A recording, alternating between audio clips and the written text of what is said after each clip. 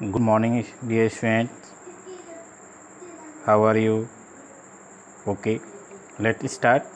Group 18 element or noble or inert gases or zero group element. The zero group element consists of 6 gaseous element: helium 2, neon 10, argon 18, krypton 36, xenon 54 and radon 86. Okay dears, देखिए मैंने आपसे last group में भी जब nitrogen group की बात कर रहा था या हेलोजन फैमिली की बात कर रहा था तो उस समय मैंने बताया था आपसे डियर स्टूडेंट्स कि फर्स्ट ग्रुप से जब फर्स्ट पीरियड से सेकंड में चलेंगे, फर्स्ट से second, third, fourth, fifth, sixth और सेवेंथ। ओके, तो फर्स्ट से सेकंड में चलेंगे 8 ऐड करेंगे, सेकंड से थर्ड में चलेंगे तो 8 ऐड करेंगे, थर्ड से फिफ्थ में फोर्थ से फिफ्थ में चलेंगे 18 करेंगे। ओके, थर्ड से सेकंड से थर्ड चलेंगे और आप थर्ड से फोर्थ में जाएंगे, थर्ड से फोर्थ में जाएंगे 18 ऐड करेंगे, फोर्थ से आप फिफ्थ में जाएंगे तो 18 ऐड करेंगे और फिफ्थ से सिक्स्थ में जाएंगे 32 आप ऐड करेंगे। ओके, और जो सेवेंथ ग्रुप है वो इनकम्प्लीट है। आप वहाँ तक आप की एलिमेंट की अभी पुटिंग नहीं है। ओके डियर्स, तो एटॉमिक नंबर आपको कंसर्न बिल्कुल लर्न करने की ज़रूरत नहीं है, केवल आपको फर्स्ट ग्रुप आपको याद हो तो अदर एलिमेंट्स के एटॉमिक नंबर आप इजीली आप फाइंड कर सकते हैं। Okay dear, on the account of high stable configuration, highly stable configuration, completely high stable configuration, that is NS2 NP6, completely filled electronic configuration in the valency cell. These gases little tendency to undergo any reaction, hence they are the elements are known as the zero group element and the inert gases and the noble gases, etc. due to the octade in their outermost cell. Dears, okay, so now occurrence here all the elements of the group except radon are present in the atmosphere. The main source of the helium is the natural gas. Natural gas is the gas which is found at the coal mine or the in oil well. Okay, the major component of the natural gas is CH4, methane. Okay dears, argon is the third abundant gas after that nitrogen and the oxygen. Nitrogen has the most abundant gas in atmosphere, second is the oxygen, third is the argon which is found in 0.932 by volume, okay, and by weight 1.285, okay, in the atmosphere. तो third abundant gas है argon. Okay dear, जो radon होता है it is the decay product of radium. Now physical properties, electronic configuration, they have stable electronic configuration that is known as the octade NS2 NP6, except helium. Helium has duet. According to Bohr-Bury principle, the maximum electron in the outermost cell is 2n square. Okay dears, if n की value अगर first रखेंगे तो 2 into 1 square equal to 2, ऐसे 8 आएगा, second में 8, फिर 18, third में 18, फिर फोर्थ में 32. ओके डियर्स, तो ये जो स्टेबल कन्फिगरेशन होती हैं अकॉर्डिंग टू 2n स्क्वायर से जो नंबर ऑफ इलेक्ट्रॉन आते हैं सेल्स में, it is the stable configuration. Okay, if first cell is the last cell, therefore for the stability 2 electrons are required in the cell, therefore duet in the helium. Okay, and all other element has the octade, have to octade for the stability. Okay, they have the helium has the stable as to duet configuration के कारण. Okay dears, sorry, now atomic radii increases with increased atomic number. Okay dears, ये सारा बिल्कुल trend वैसे ही होगा जो other group में है, ऑलरेडी डिस्कस कर चुके हैं। Ionization enthalpy, very high ionization energy होती है due to the stable configuration NS2 NP6। There is no requirement of the electron to release और gain, therefore its ionization energy is high and the electron gain enthalpy, कोई ज़रूरत नहीं होती electron को accept करने की, गेन करने की, because they have already stable structure, stable configuration, therefore their electron gain enthalpy is almost zero or large positive values. Monoatomicity, they all of these are monoatomic. Okay dears, all the inert gases are monoatomic. Their monoatomicity is confirmed by the value of gamma. Gamma is the ratio of Cp upon Cv. Cp is the heat capacity at constant pressure, and Cv is the heat capacity at the constant volume. Okay dear, is close to 1.66। अगर किसी भी gas के लिए अगर gamma की value 1.66 आ रही means it is a monoatomic gas. Okay, di atomic अगर होगा तो उसके लिए 1.44 आएगा, लगभग 42 या 43, और जो ट्राई एटोमिक होगा वो 1.32 आता है इस तरीके से। ओके, तो ट्राई एटोमिक अगर गामा की वैल्यू इतनी है तो ट्राई एटोमिक, गामा की वैल्यू 1.44 है तो डाई एटोमिक, अगर गामा की वैल्यू 1.66 है तो मोनोएटोमिक, हाईएस्ट वैल्यू होती है मोनोएटोमिक के लिए। ओके डियर्स, अनदर एक most important relation between the atomic mass, atomic weight and the vapour density of the gases, of the inert gases is as the atomic weight equal to molecular weight equal to 2 into vapour density. बहुत important formula है dear student, as such ये MCQ में पूछा जा सकता है। Solubility, sparingly soluble in water, बहुत कम सॉल्युबल होते हैं, melting and boiling point low होते हैं due to their monoatomicity and the weak van der Waals forces between the atoms और dispersion force only. Okay dears, now chemical properties, least stable due to the octet, due to the stable configuration NS2 NP6, किसी से कोई ज़रूरत नहीं होती है इनको bonding की, क्योंकि ऑलरेडी स्टेबल है, कोई ज़रूरत नहीं। अगर हम डियर स्टूडेंट जैसे हम लोग आप पढ़ाई कर रहे हैं या हम लोगों ने पढ़ाई की तो क्या अर्निंग के लिए की ना, कि हमारा कैरियर डेवलप हो जाए, कैरियर स्टेबल हो जाए। जब हमारे पास ऑलरेडी डेवलप कैरियर हो, ऑलरेडी हमारे पास इतना पैसा हो, जैसे बड़े लोग हैं तो नहीं पढ़ते हैं, वो तो बिजनेस में लग जाते हैं, पढ़ने की ज़रूरत नहीं होती। देयरफॉर सिमिलरली जो आपके इनर्ट गैसेस होती हैं उनको कोई ज़रूरत नहीं होती है केमिकल बॉन्डिंग की, due to stable configuration, absence of bonding orbital, ionization enthalpy. ना तो आइंस बनेगा, जब तक आइंस नहीं बनेगा तो वो आपको केमिकल बॉन्डिंग नहीं दे सकता है। जीरो इलेक्ट्रॉन गेन एंथैल्पी और पॉजिटिव इलेक्ट्रॉन एफिनिटी। बट इसके अलावा भी कुछ नोबल गैसेस हैं जो कंपाउंड का फॉर्मेशन करते हैं, like krypton and xenon. Krypton has only one compound, that is the krypton difluoride, that is discovered, that is known, that is studied, and all other helium, neon or argon has no compounds till now. Okay, xenon has the most of the compound of inert gases. Xenon combines with fluorine, oxygen and oxygen fluorine both simultaneously. Okay dears, now first category of the compound of xenon is the xenon fluoride compound.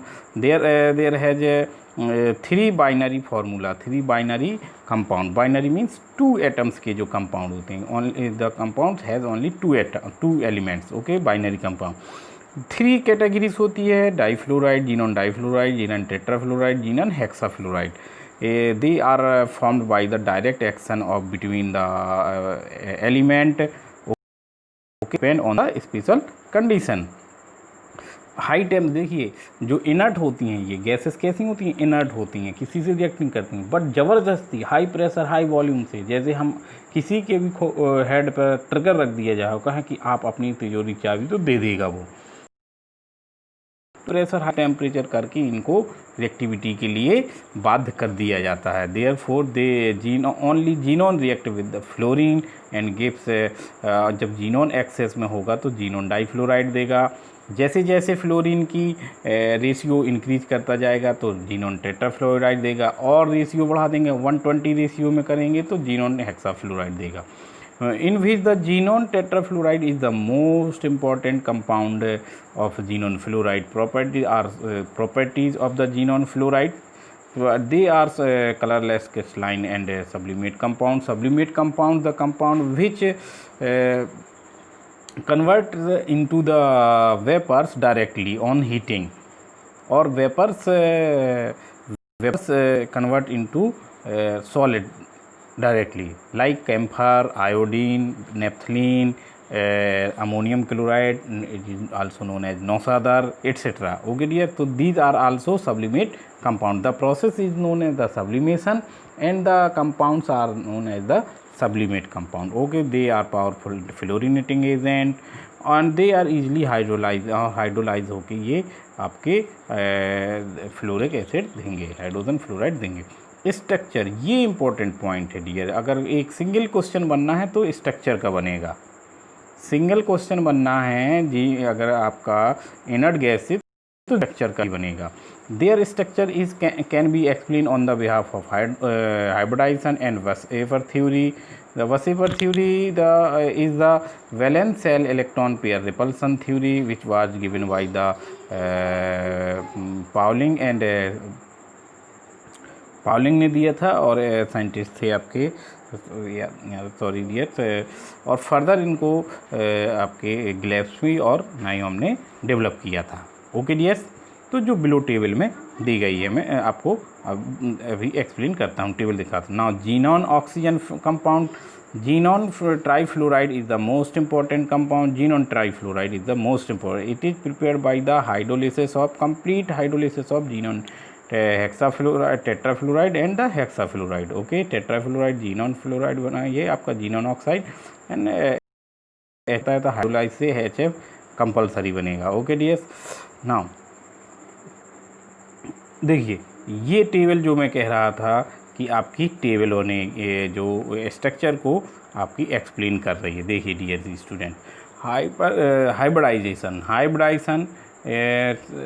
आपने first year में पढ़ा है। Hybridization is of many types according to the orbitals, atomic orbitals taken part in the hybridisation.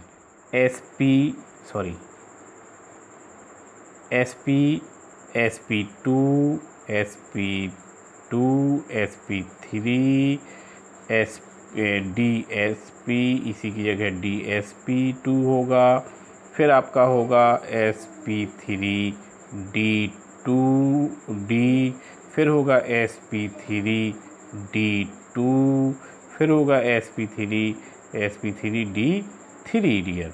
अगर D first D है, केवल एक ही D orbital है, केवल एक ही डी ऑर्बिटल है, तो ये होगी dz स्क्वायर। कौन सी होगी डियर स्टूडेंट?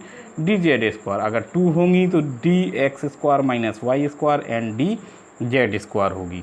अगर थ्री डी ऑर्बिटल हैं तो ये dxy, dyz और dzx होगी। ओके डियर्स, अकॉर्डिंग अगर sp हाइब्रिडाइजेशन है तो आपकी लीनियर स्ट्रक्चर होगी। स्ट्रक्चर sp2 है तो आपकी ट्राइगोनल प्लेनर, sp3 है टेट्राहेड्रल, dsp2 है तो स्क्वायर प्लेनर, sp3d है तो ट्राइगोनल बाइपिरामिडल, sp3d2 है तो ऑक्टाहेड्रल, sp3d3 है तो pentagonal bipyramidal. Okay dear students, तो now the xenon difluoride has the sp3d2 hybridization. Therefore its structure is should be a square planar but linear, but it has linear structure due to the lone pair electron repulsion के कारण आपका distortion होता है structure में। और lone pair according to VSEPR theory the electronic repulsion in lone pair is greater than the lone pair bond pair, which is greater than the bond pair मतलब lone pair में highest repulsion होगा। जितनी ज़्यादा number of lone pair होंगे bond order उतना जो bond angle होगा वो डिक्रीज करता जाएगा या इंक्रीज कर जाएगा, और ज्योमेट्री कैसी होती जाएगी? डिस्टॉर्टेड होती जाएगी। Therefore xenon difluoride has linear structure. Okay dears, sp3d2 तो इसकी ट्राइगोनल आपकी sp3 सॉरी इसकी स्ट्रक्चर होनी चाहिए आपकी ट्राइगोनल बाइपिरामिडल, इसकी स्ट्रक्चर होनी चाहिए ऑक्टाहेड्रल, लेकिन 2 लोन पेयर की वजह से ये स्क्वायर प्लेनर हो जाता है। sp3d3 में 1 लोन पेयर की वजह से इसकी स्ट्रक्चर होनी चाहिए trigonal pentagonal bipyramidal, but distorted हो जाती है पेंटागोनल बाइपिरामिडल। sp3d की क्या होनी चाहिए, फिर से आपकी ट्राइगोनल बाइपिरामिडल होना चाहिए, बट 2 लोन पेयर की वजह से टी शेप्ड हो जाती है। sp3d2 की स्ट्रक्चर होनी चाहिए ऑक्टाहेड्रल, बट लोन पेयर की वजह से ये स्क्वायर पिरामिडल हो जाता है।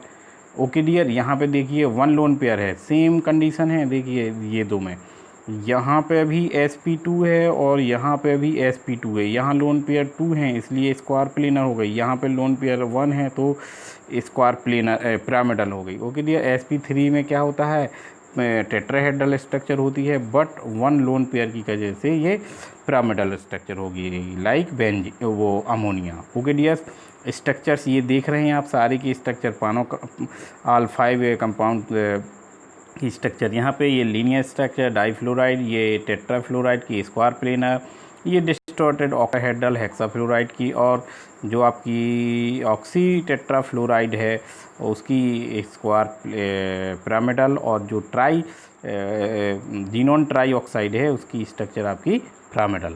ओके डियर्स, तो these are the structures of the inert gases. Now uses, देखिए ऑक्सीजन जीनोन ऑक्सी फ्लोराइड से भी बनते हैं, जीनोन ऑक्सी फ्लोराइड दोनों के कंपाउंड बनते हैं, 3 कैटेगरी में आते हैं, xenon oxy tetrafluoride, xenon di oxy difluoride, xenon oxy fluoride. Most important compound is the xenon oxy tetrafluoride. Okay, it is prepared by the partial hydrolysis of xenon hexafluoride. अगर completely आप hydrolysis करेंगे तो xenon trioxide बनेगा, GeO3 complete में, जो ऐसे यहाँ बन रहा था। Okay dears, xenon oxy tetrafluoride है द पिरामिडल स्ट्रक्चर, अभी डिस्कस किया हमने लास्ट पेज में।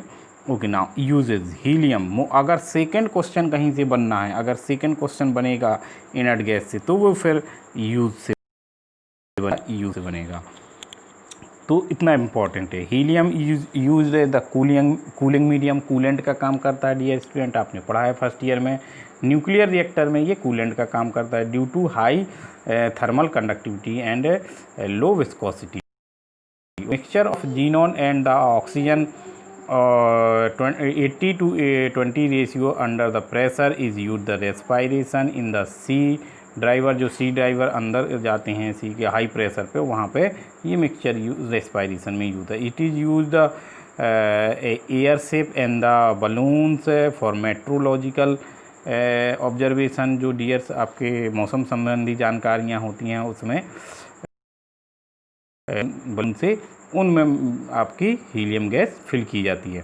It is use as the cryogenic fluid to provide the low temperature. Dear students, आपने सॉल्यूशन जो चैप्टर है आपका फिजिकल में, उसमें आपने 2 मेथड पढ़ी होंगी, क्रायोस्कोपिक मेथड और ebullioscopic method. Cryoscopic method is the dispersion in melting और boiling point, ebullioscopic is the increasing in the melting and boiling point. तो लो टेम्परेचर प्रोवाइड करती है, इसलिए क्रायोस्कोपिक फ्लूइड का काम करती है। It is use the clinical diagnosis use होती है स्टूडेंट, जब हेड इंजरी आ जाती है, इंटरनल इंजरी आती है, तो MRI डॉक्टर प्रिस्क्राइब करता है। Okay dears, now neon extensively use in the discharge tube. Advertising जो होती हैं डियर स्टूडेंट, जो फ्लैक्स होती हैं, ब्लिंकिंग फ्लैक्स होते हैं, वहाँ पे नियॉन गैस का फिलिंग होती है। बॉटनिकल का है वो बॉटनिकल गार्डन में यूज होती है, या ग्रीन हाउस आपकी ग्रीन हाउस में यूज होती है। Now argon is the mainly provide the inert atmosphere, okay, and for filling of electric bulb और welding operation. Xenon electric lamp बनती हैं इनकी, ओके, सोर्स ऑफ लाइट का काम करती हैं। Radon is the important point. Radon is used in the treatment of cancer. Cobalt 60 is also used in the treatment of cancer. Chemotherapy के through अगर detection होता है डिसीज का, तो the branch is known as chemotherapy. Dear student, आपने सुना होगा cancer के पेशेंट को हर महीने सिकाई के लिए जाना पड़ता है, सिकाई करने जा रहे हैं, तो सिकाई नहीं होती है डियर स्टूडेंट, वो कीमोथेरेपी होती है। केमिस्ट्री की भाषा में उसे कीमोथेरेपी कह रहे हैं, और मेडिसिन में उसको, मेडिकल इंडस्ट्री में उसको क्या कहते हैं, कीमोथेरेपी। ओके डियर्स, तो दीज आर द यूजेज और applications of the inert gases. Okay, yes, thank you, have a nice day।